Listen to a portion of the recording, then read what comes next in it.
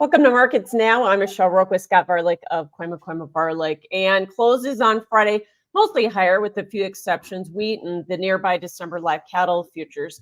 I do want to start off talking about grains first, Scott, and corn and soybeans ended a little higher, but off session highs. We've had all this demand coming at the market. We had almost 32 million bushels of corn exports to Mexico this morning, but yeah, we can't close on the highs. Are we just running up into chart resistance, or what's going on? Yeah, and thanks for having me. It's been fun to see all of the flash sales. I mean, that's been the definite highlight of these grain markets. It's every day, every morning you get that. Okay, we've got some more sales, and I think that's got us off of some of these harvest lows that we've had. And it doesn't feel like this market has to go down to them, but we're not really getting out of here very fast. So it's great to see them coming here for some grains, and for whatever reason it is.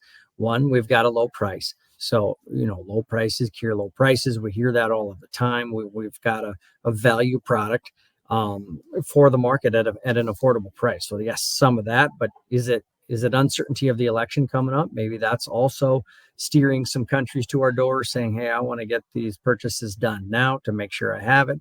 There's a lot of uncertainty with that, and we're not sure who's going to be in office. So could also be some of that, but regardless, we're going to take it, and it's feeling good with the market, but just running out of gas. So we know we had a big crop.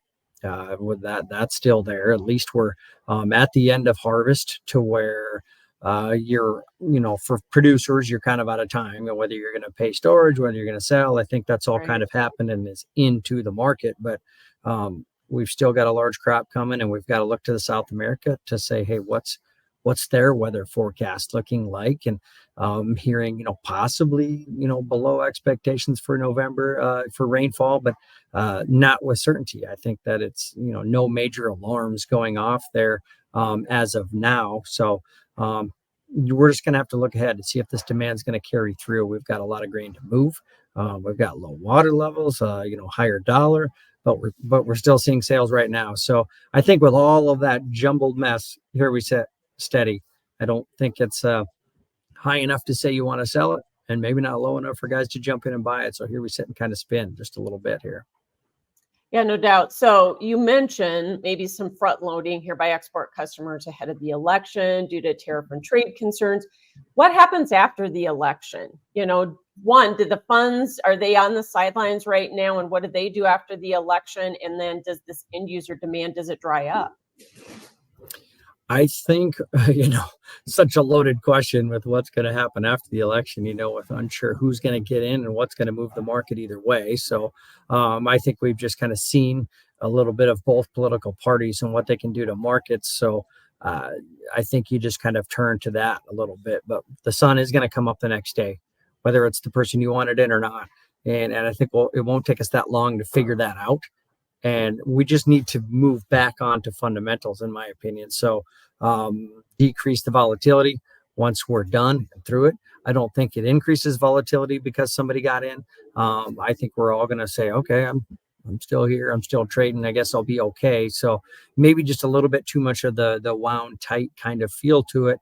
And after the fact, then I think we can maybe, settle down some of these trades a little bit. I don't know if the grains are trading near as wild as some of the other markets, outside markets, the livestock, but I would guess that's going to be my feel, that we can sort of plateau and maybe look outside, which for me right now, we got a strong dollar and a big crop. That could mean possibly a little bit more drift and pressure on the markets until something else is ready to push us back higher.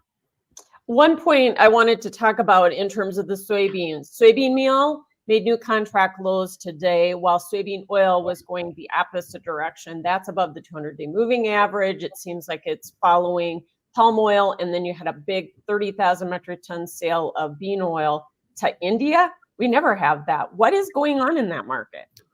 Yeah, there's definitely some world shuffling happening in this soy oil market. I felt like it was the whole first half to 3/4 of the year felt like this soy oil needs to move higher, and it did nothing but drift lower, and finally has found its footing here and is charging higher on some of that palm oil talk. And definitely not an expert in how that's all shaking loose, but It's driving the soybean meal lower.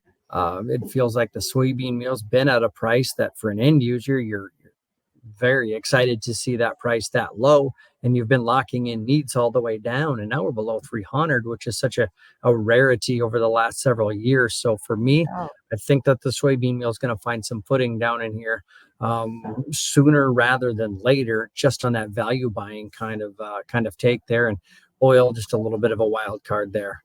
Like I said, I felt like that was probably supposed to hold earlier in the year and took this long to do it. It's maybe making up for lost time here, possibly.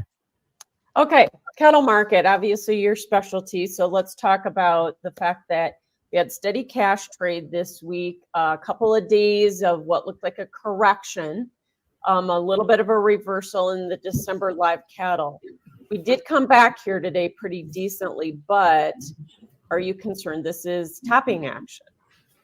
It could be. When you have a market that's near record highs and for good reason. We've got a tight supply. That's been evident. The reason that we're here, reason we're at these levels, and seeing the high cash trade. So, I think that's been what's got us to these levels. And you never know when they're going to put a top in. Nobody's going to tell you. It's just going to kind of do it. So when you start to see those choppier kind of action, that is a signal that it could possibly be a little bit of, kind of that top trade. So watching the spreads, watching the basis, and watching the market itself. So I think all three of those have been a little bit in jeopardy here lately. So there's some signals that could say we're getting close to it. Fundamentally, if I could just turn to that and turn to numbers and say cash is good, demand's good, I still think we have tight numbers, I feel great. But we know the tension, the nerves that are behind this market. And when you see a trade like we just saw today, big down, it happens fast, and everybody's really scared what's happening. Why are we this low to turn around just to be higher? So yeah, we go from a reversal lower earlier in the week to a reversal higher now. I think everybody's pretty wound tight with where we're sitting right now. Yeah, it's pretty wild action. And I wonder, we've seen some of this choppy action in the outside markets like the stock market and the S&P and that sort of thing, maybe because of the election. So is cattle mirroring that at all? Is it concerned about the election, just like the grains when we talk? Yeah, I think that, there's just the uncertainty that's wrapped around it. Nobody really knows. Are we going to see a price freeze, or are we going to see commodity wide pressure because of trade wars? So for me, both sides carry some risk for agriculture, and just not sure what we're going to be doing after it. But I just think that there's a lot of dollars at risk here. When you're seeing 190 cash, okay, that's been a great sign, guys. 190 all week long, several days of it, guys are getting cattle to the packer. But you're handling so many dollars that when you see those kind of swings, you can see it show up in the sale barn, is what I'm hearing. So they've got their phones on, they've got the markets moving like they are dancing, and prices, cash feeder prices are changing by the half hour. As we were $2 lower just to finish $2 higher. That's showing up in the cash prices. And I think everybody's just really nervous, with the amount of dollars we're handling. You're having to make that kind of an investment. You're a little bit on edge, and it's not like we're buying these cattle that work right away. So, you're needing to bet on the come a little bit. And if you see some of that break starting, sometimes it can just pile on. All of a sudden there's some new selling that has to happen because you're forced to. And I never like to see that. It seems like we see hedgers, chase a market too much, but as of now, open interest is pretty big. Funds have been there to defend their position. We have not seen a big break in the open interest with these last breaks that we've had. So feel like they're coming to our defense, and hopefully we can turn the page. I'd love to just stand on my fundamentals and say, hey, I think this cash is good.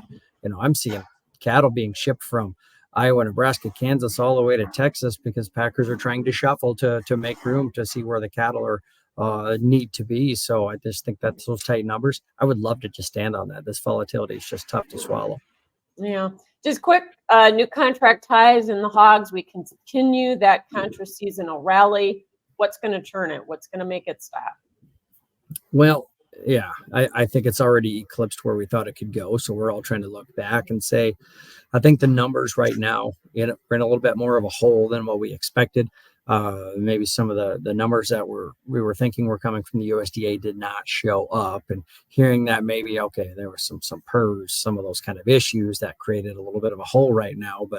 But after the fact, after that happened, barns did get full. They did get loaded up. So they are coming, just maybe not when we really thought that they were. So maybe still living in a little bit of that.